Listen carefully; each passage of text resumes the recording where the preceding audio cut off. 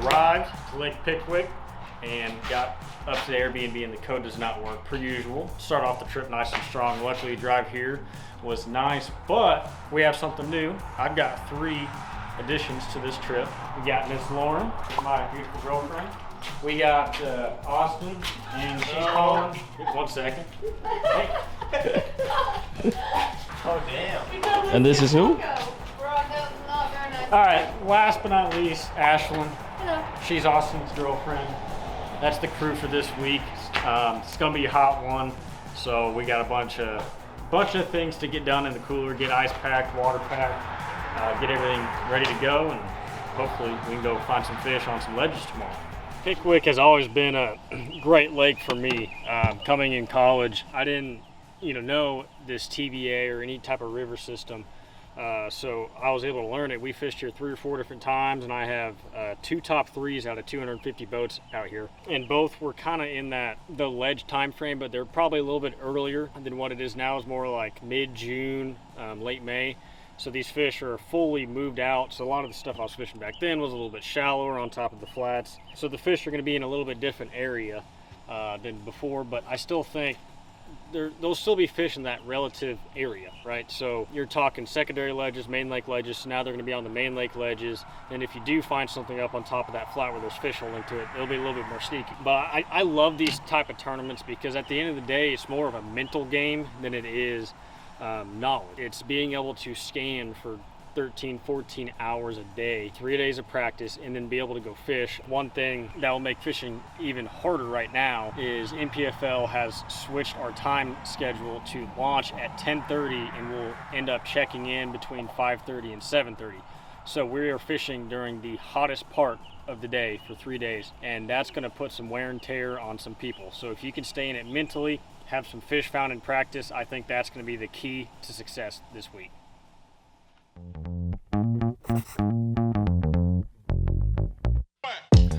Mr. Nate. That's some mic issues, so I wasn't early in the morning.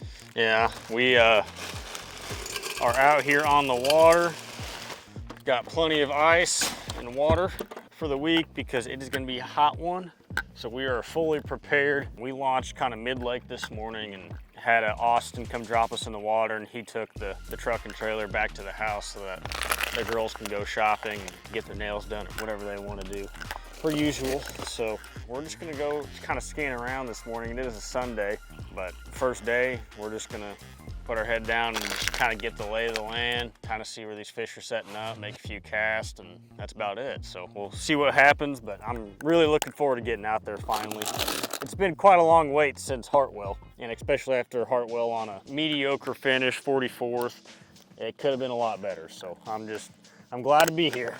Got a cool part of this video that you guys will want to see later. I've been dating my girlfriend for 5 years, so it's about that time that I give her one of those rings. So at some point in this video, that'll be here.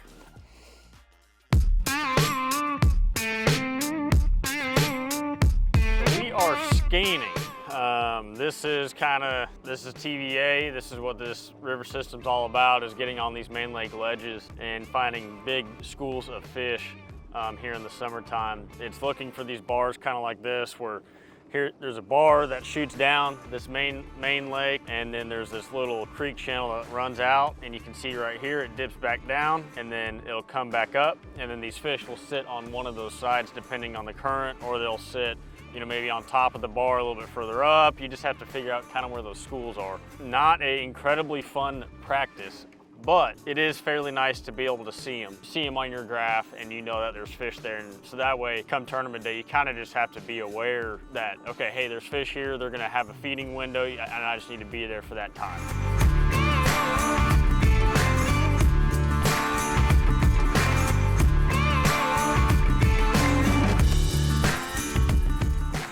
Not recording, I got on a little ledge, got on a little Damiki rig deal.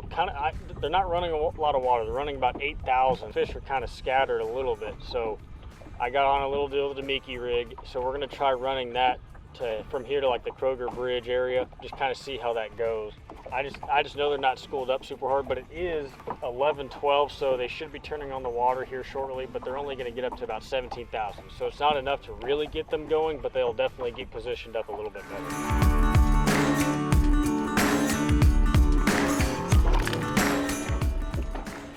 I caught a bass. Finally caught a bass. That Demiki rig deal, I think, is might be a ticket, but there's a big one falling, and then this little guy just came up and ate him. Not a keeper, but it's a fish, and we're kind of getting on a little bit of something.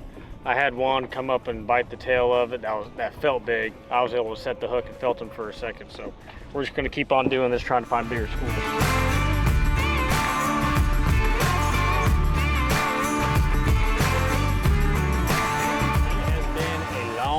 Day. It is currently 5:45 and we are still idling. They finally got the water going up to about 38,000. They started getting schooled up on these points. We found a couple of different areas and caught total like 4 or 5 bass, nothing crazy, no big ones. I had one smoke a Clutch Boss, and I think that's kind of a deal where I could get 1, maybe 2 big bites a day on that. But as far as keepers go, we're still trying to find one of those larger than average schools that we're able to catch 2 to 3 pounders. If we're able to catch 14, 15 pounds every day and then try to catch a big one, that means we're on the right track. From what I have seen visually with my eyes and have heard from other anglers, the bite's definitely not great.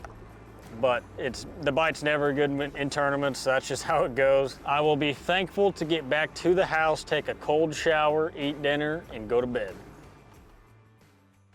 It's fish time. It's fish time.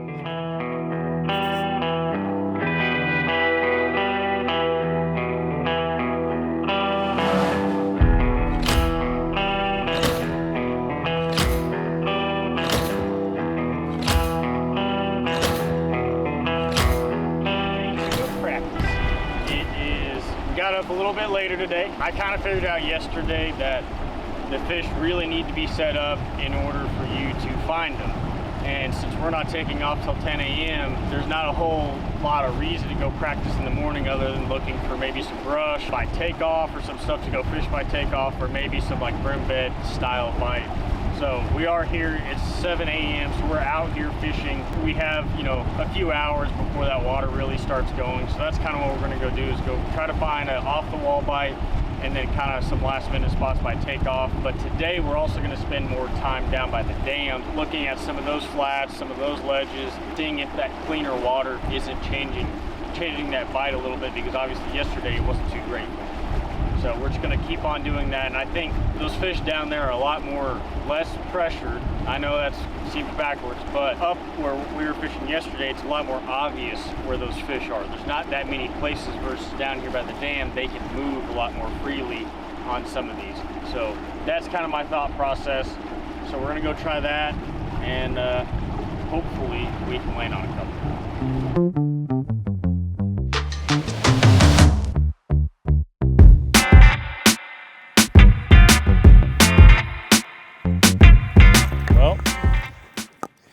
Not a big one, but a 2-pounder. It ain't much, but I am thankful to catch a bass. He's just been a little slow and the water's not on. So let's see if we can't catch another.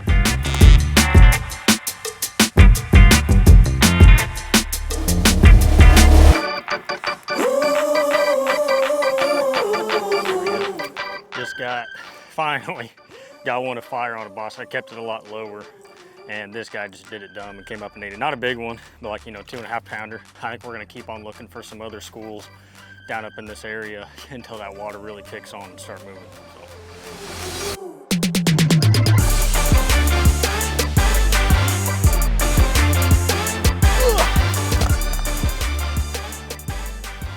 This thing is massive. Just quit fighting. Gosh, look at the size of that thing. That's a freaking prehistoric monster. Can you hand me those pliers? I'm worn out from that. Well, that's gonna be a wrap. I set the hook into that catfish and working that fish all the way back. I was like, oh my gosh. got it in, I started running around, scanning some more, and we hit a point on the lake where there wasn't much more to scan, unless we ran another like 10 minutes down. I just said, we're gonna call it a day. But overall, today has been about 5,000% better than yesterday.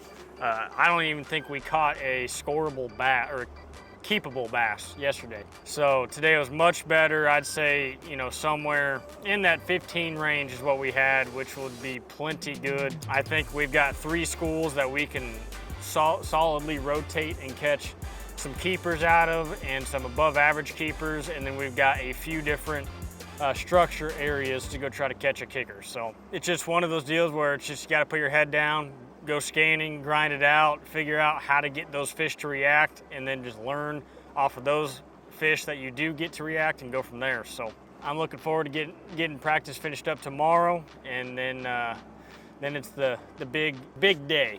So it's kind of a disaster trying to get all the scheduling out with tracking. People could track each other, so making sure it's not that. And then, like a smart guy, I forgot nice clothes at the house, so I don't have anything other than shorts, t-shirts, and flip-flops to propose in. So we've got a whole grand scheme figured out, and hopefully it all works good tomorrow.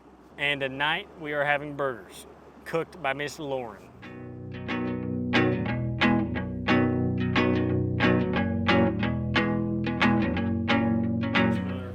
Fine, 10 out of 10.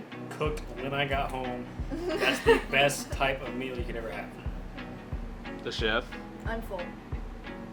I'm not full. You had 2 burgers. You're definitely full. Exposed. The other chef. She ate about a quarter 5 out of of 10. it. Yeah, it's definitely a 5 out of 10 because she didn't cook her mom's macaroni and cheese, which is like the bomb.com, and she failed to do it, so now I'm starving.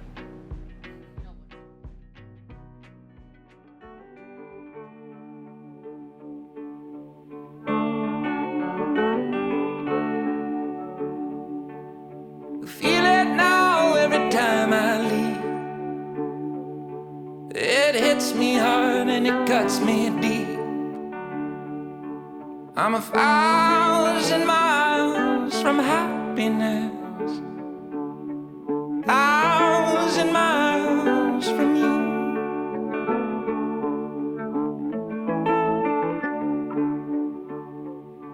It's a far reach from you to me. I feel the time and the space between. It's 1,000 miles of loneliness, 1,000 miles from you.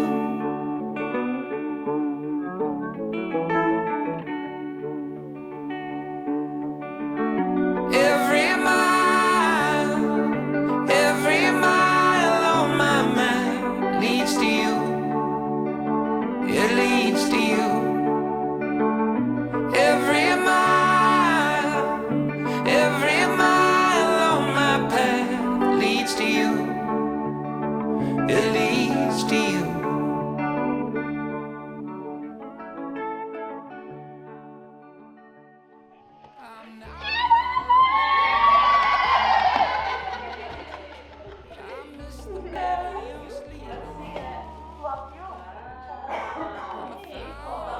Rock and Lauren, the future Mr. and Mrs. Bila.